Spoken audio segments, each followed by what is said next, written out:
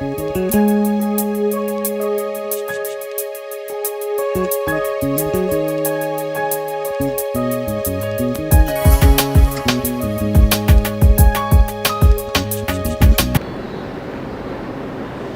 what's up, everybody? This is your boy Keri Singleton. I'm here talking to you, all of our valued viewers on our YouTube channel. Today we have a special guest, and he has a very interesting name. My guest today is Mr. Richard Pryor Jr.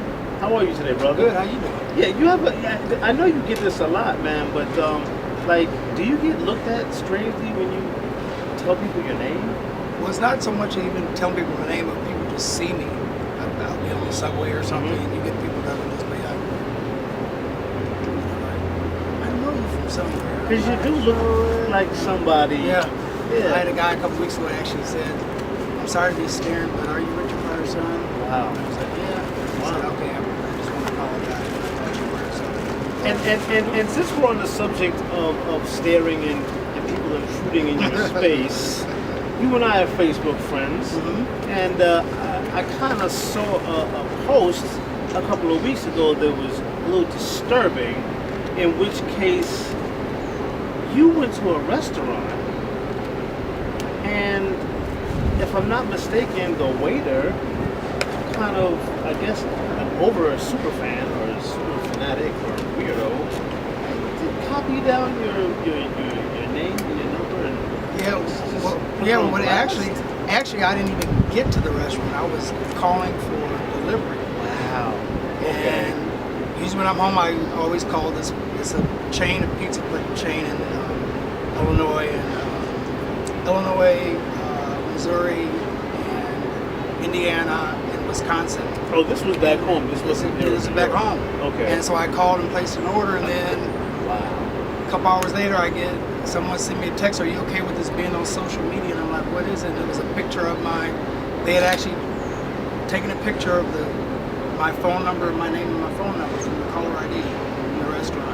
Why would you be okay with that? Oh, I definitely I know you wasn't. Like, definitely wasn't okay. And then they apologized. They're talking about they didn't know it was, they didn't know it was the real Richard Pryor.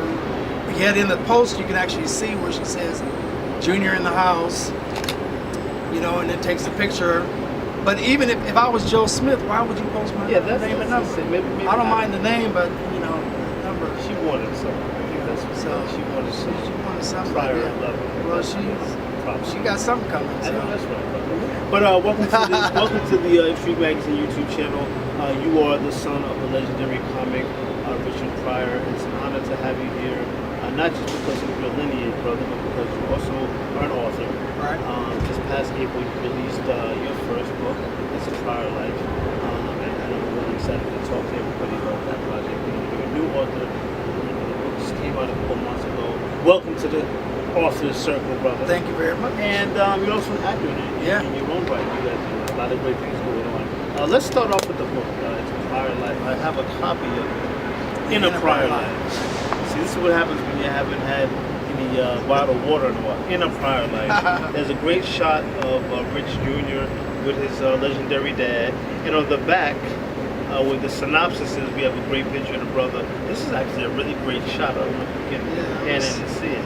I was singing at a Metropolitan on a cabaret show. Okay. Singing? Yeah.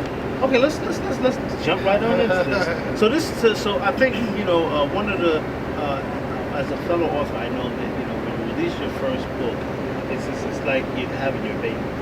Yeah. And what was it like for you, Rich, when you got the first shipment of In a Pryor Life? Well, I remember it's like the thing when you have the box there, and it was sent to my manager's house. And, you're like touching the box, and you open it up, and Christmas. take the papers off, and it's like kind of like Christmas, and you see it. You're kind of like in disbelief, but then you think about, man, all this work I did, look at this finally here, and to actually physically hold it and to look at it, it was quite emotional. More emotional than I actually thought it was going to be. I didn't think it was going to evoke, all the different tears and sorrow and all those things. One thing I was like really at the time, I was proud of my mother because of who she made me as a man. But also saddened by the fact that neither one of my parents were here to see this. Yes, I understand. Yeah. I know that feeling. I know that feeling. And it's incredible because this is your life story. Right. When you write a book about your life, which I haven't done myself yet, you know, you're basically it's like you're releasing a lot of inner parts of yourself, brother. And it's therapeutic, Right. but it's also rewarding. But it can also be pretty painful. Yeah. What was the hardest part for you about writing In a Pryor Life? I think the most difficult thing were when I was talking about things I didn't think that really mattered. Yes. And when you start talking about it, it like opens the door to something else. Right. Maybe that you put it away and realize that it's important, and it starts to come out in emotions. Yes. And I think what I went through a lot of things being physically ill. I would actually really get sick, and my back would go out, and I would have flu-like symptoms, and my manager would push, you got to do some more recording, because I did a lot of recording. Right.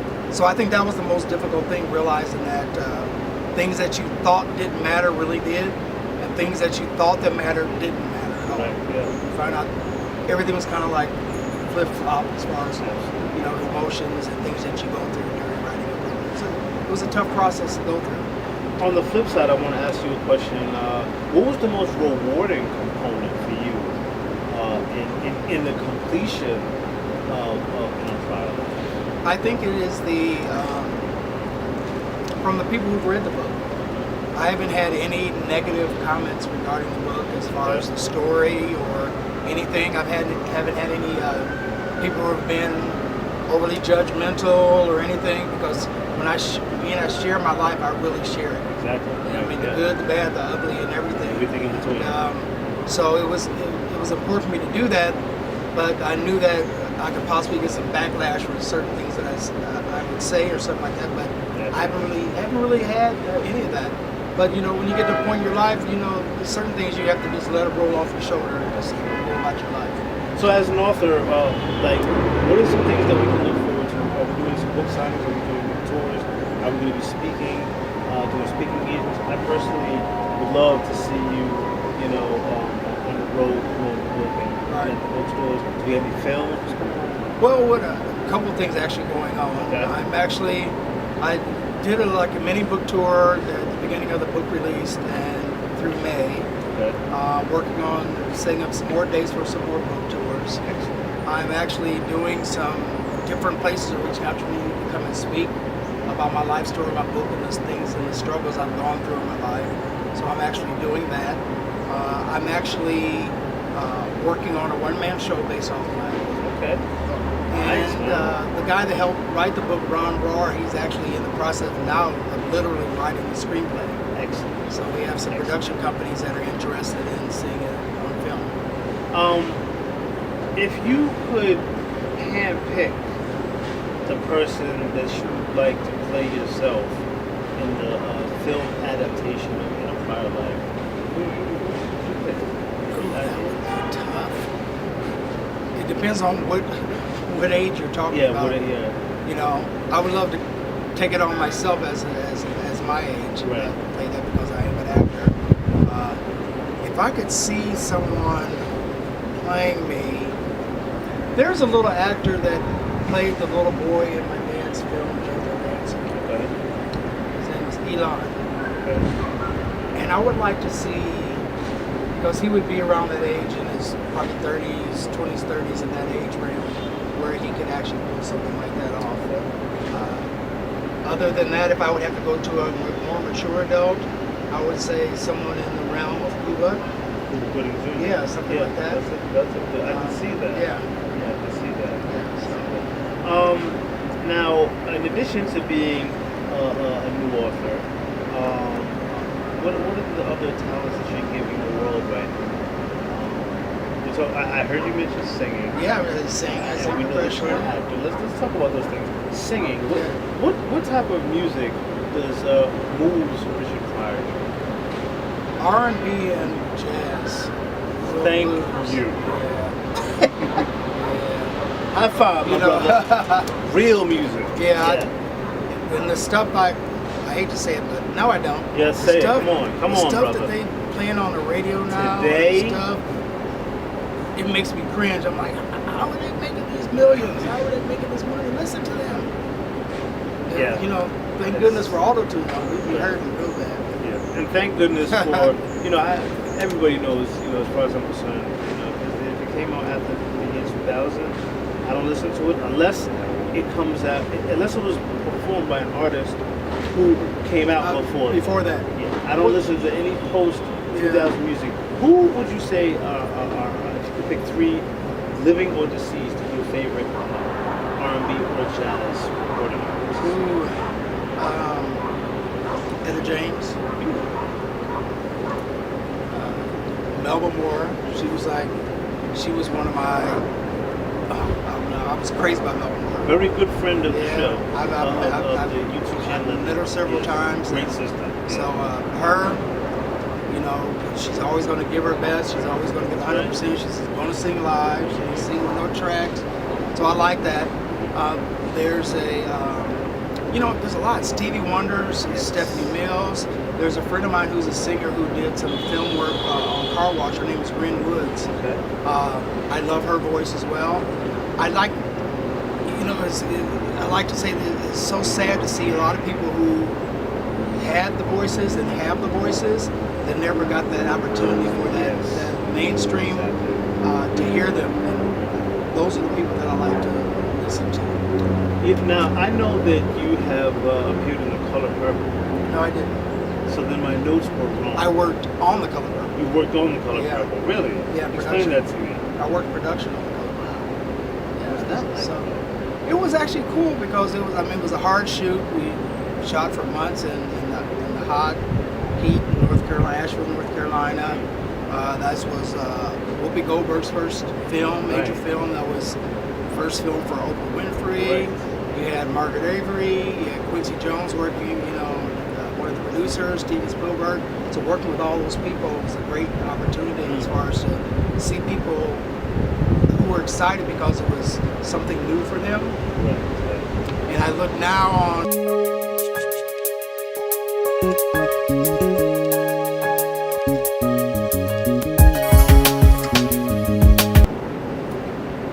Okay, so I'm here with Richard Pryor Jr., hoping that the camera doesn't shut off on us again. I was actually talking about the fact that I was really shocked to know that the legendary comedian's son sang. You do cabaret, so that means you really got a voice. Like you're not like a Chris Brown singer. I said it. I said it. Yeah, you're not like a Rihanna singer. You're a singer. Yeah. You have to when you sing it live. Right. Well. That's right. But yeah, and so one other we talked about the film. Did you know my dad could sing? No, I did definitely. Yeah, there's a song of him singing. If you look up Richard Pryor singing, there's a song of him singing an old Bessie Smith song called "Nobody Wants You When You're Down and Out," and that's the same song I sing in my show. And we actually sound identical. Well, I mean, I guess so. You also look alike. It's a little bit. What about? I wanted to talk to you also about the fact that you've done work on films, The Color Purple. That had to have been a tremendously rewarding experience because that is now an iconic film. So, what was your role in The Color Purple? I worked on production on that, so I did production on it, and the other half of the time I was probably snorting cocaine. Are you serious? I've never put anything in my nose other than water. And what about Bustin' Loose? Because that is a black folks favorite. I loved working on that movie because it was like Cecily Tyson. That's what I was excited about. Cecily Tyson's on this movie, so that was the fun part for me. I know it took several years to actually do the film because a lot of the footage when they did the first one was so messed up they had to go back and do a lot of the footage again. Oh, really? So then you had like 2 years went by, and so then you had some of the kids were taller than the other ones, and the heights had changed, and so they had to redo a lot of stuff. And I think a lot of it's because my dad's drug use. Now, speaking of your dad, we haven't spoken about your dad because we grew up focused right now on the book in Pryor Life. Y'all gotta go check that out. You know who took that picture? BearManorMedia.com. No, I don't. Billy D. Williams took that picture. Yeah. That was at his home sweet pool in his backyard. And how old were you when this picture was taken? I say 12 for everything. I don't know, 12, 13. Actually, that was the first name we was going to do my book. When I was 12, was when I tell stories, I automatically say 12. I was 12. So something must have happened. When you was 12? Yeah, a lot of stuff happened. Oh, I know when I was 10, I lost my virginity, so I reference a lot of that. But that has nothing to do with it. Did you on purpose? Yeah, which I definitely wasn't an accident. Okay, because mine wasn't on purpose. So. Yeah, it was definitely not an accident. It was great though. I remember, Mine was, I remember when I think I was 12. 12. I think I was 12. When you were born, you were 12. Her name was Mary White Cloud. She was 26 years old. She worked on my dad's farm. Mouth closed. Yeah, she was like, let me show you some things. Your dad wants me to show you some things. Well, at least in my situation, my partner was 10. And I was 10. But anyway, never mind that. You're from Peoria, I'm from Boston. Let's talk about Peoria, Illinois. Peoria, Illinois. Yeah. And I'm glad you said Illinois. Yeah, well, it's in Illinois. I know, but I run into so many people here. They want to throw that S on there. It's so not bad. Illinois. Oh, they want to. Indians or Native Americans, I should say. It's like somebody scratching a chalkboard. The Illinois tribe. Right. But I'm not originally from New York, from Boston. Not that bad, yes. Not as sorry as I am. But I've always been big with geography. So yeah, Peoria, Illinois. I'm familiar. I've never been, but I've had run-ins with Peorians. Okay. I guess they're called. Yeah. Hear about that? You're the first Peorian that I've ever met that I liked. Okay. The facts on that 309 area code. But so growing up in the Midwest, although you're the son of an icon, what is it like growing up in a blue collar rough town like Peoria? I know that much about this. It's not an easy town to grow up in. No, I think it's a lot worse than it used to be. Oh wow. Definitely now. It's like, a lot of murders, a lot of shootings. Yeah. But it's when I was coming up though, it was like all I knew. So it wasn't, other than the fact that on my mother's side, my grandmother and my grandfather. But on my dad's side, I had my great grandmother, and they were pimps, prostitutes, and bootleggers. Wow. Your family. So it was a lit.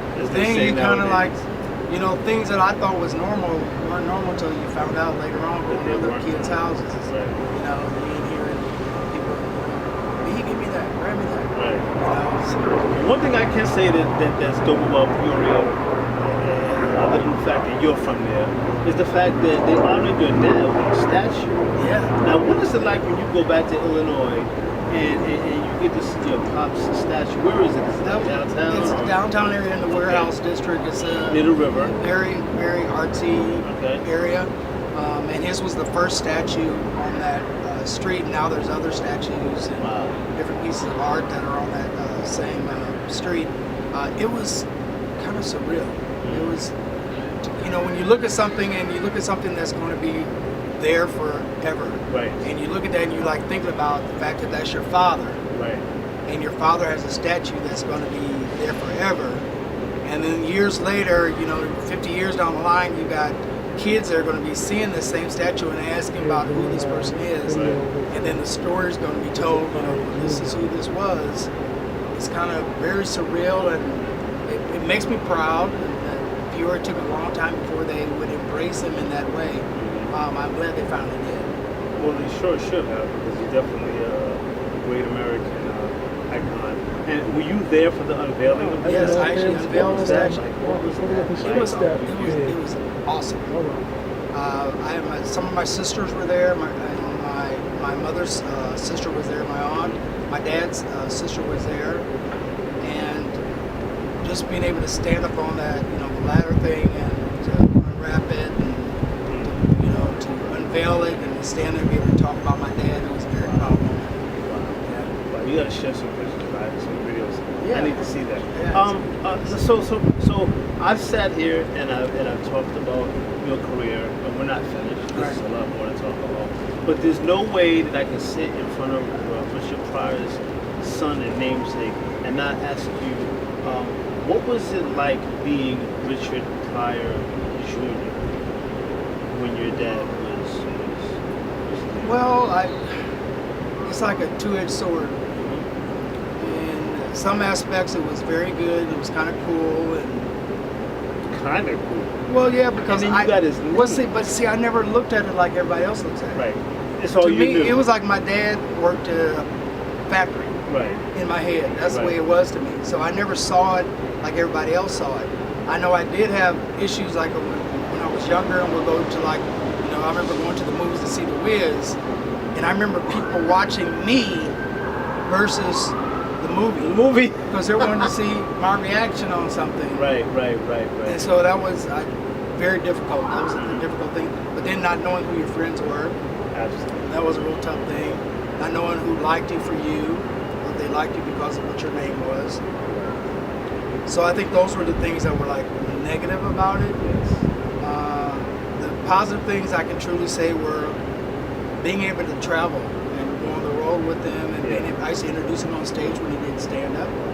So those were great memories, and going on the road with him, and him being able to go to Europe when I was young, and vacations and Nice and all these different places that I never would have had the opportunity to go to. That's an awesome experience.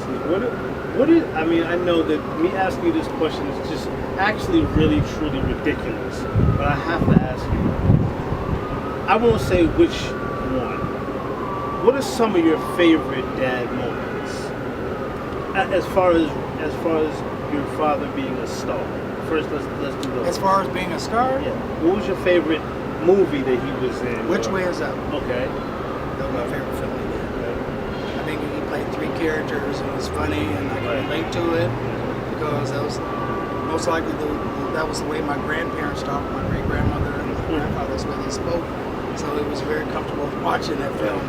I saw a lot of truth in that. Right. Let's see. Working at his production company. I used to work at Indigo Productions on the Columbia lot out in Burbank. So I think those were great moments with him. And who was it? George Jackson was I think the president at the time. And then you also had Fred Williamson was around a lot. Right. Yeah. Jim Brown. Jim Brown. So those are great moments, being able to do those things. As far as other things, other than, touring with them on the road. Yeah, dad moments. What about the dad moments? Dad moments? Yeah. I think him taking us on vacations, going to the house in Hawaii, him teaching us how to quote unquote snorkel when he really didn't know what he was doing. Just being adventurous in Hawaii and, seeing the land and becoming a part of that community, and not as Richard Pryor, Right. It's Richard Pryor's kids and all that, and people just looking at him, the dad is dad, this Richard, and I think those were the best moments. I think also Christmases and spending time with them during the holidays, touring on the road with them. Those are all great moments in vacations. Those were things which were nice. So, getting back to your book, In a Prior Life, I know that this book is near and dear to your heart for a lot of reasons, but a great reason is your mom. Right. Let's talk about your mom, your queen. My queen. If what would she say if she were here in the flesh about your first book?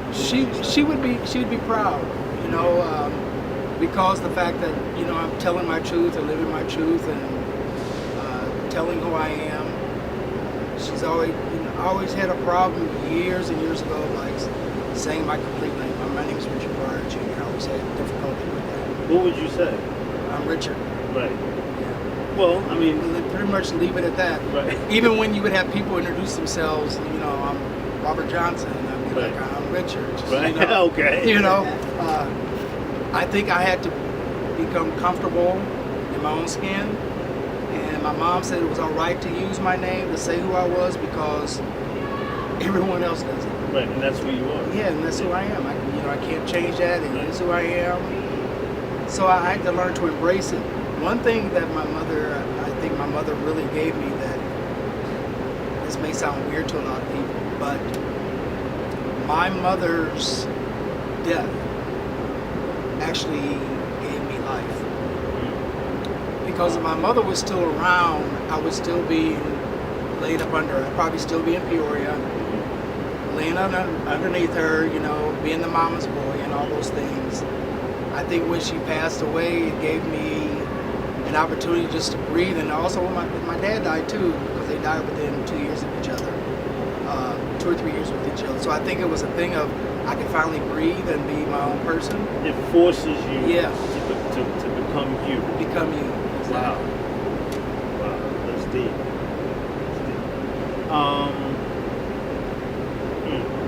I'm sorry, I'm actually absorbing that. You're a spiffy dresser. Thank you. You get that from your dad? Yeah. I know. Yeah. I know. Yeah. I know. If he were here today, in the flesh, what would Mr. Pryor Sr. say about your book? Well, as far as even things I've went through in my life in the past that he was a part of and knew about, he always said, whatever I did, be the best of it. Don't have to do anything. So he would be actually happy with me because I'm telling my children and being who I am as a person. So I didn't worry about who was going to think what, who was going to say what, or about the repercussions of what I wrote down on paper about my life. I had to learn to live my truth and be my truth for who I am as a person. And he would have respected that. I have to say I haven't read the book yet, but I definitely look forward to reading it. But in advance, I want to thank you for sharing your truth. It's very courageous for anyone to write a book, period. But to write a book about your life story, particularly when I know you have an extraordinary story to tell. I haven't cracked the page yet, but I see in the intensity of your eyes, the way that you talk about your book, and the way that you talk about your parents would if they were here and embrace your book. I know that you have a hell of a story to tell. And I want to thank you in advance for sharing that story with us. If you could look into the camera, tell our Entrigue magazine viewers what kind of advice would you give them if they want to be an author, be a singer, get into this crazy business of entertainment that we're in? What kind of advice would you give? I think the advice that I would tell the listeners and viewers is that be your authentic self. Never take no as finality. Keep pushing no matter what obstacles are put in front of you. Get rid of the naysayers out of your life. Circle yourself with people who are positive and are about the same thing in life that you want. You want to be around people who are going somewhere, not people who have been somewhere.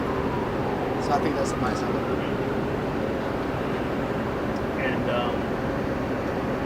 how would you describe Peoria, Illinois, in one word?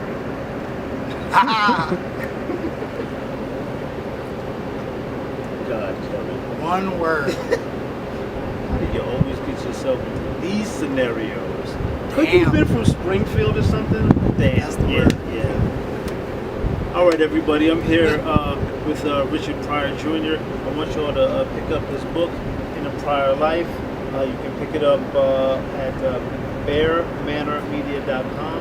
That's BEARMANORMEDIA.com. It's a great book. Also Amazon. And Amazon.com. And how else can people reach you on social media if they want to get in touch with you?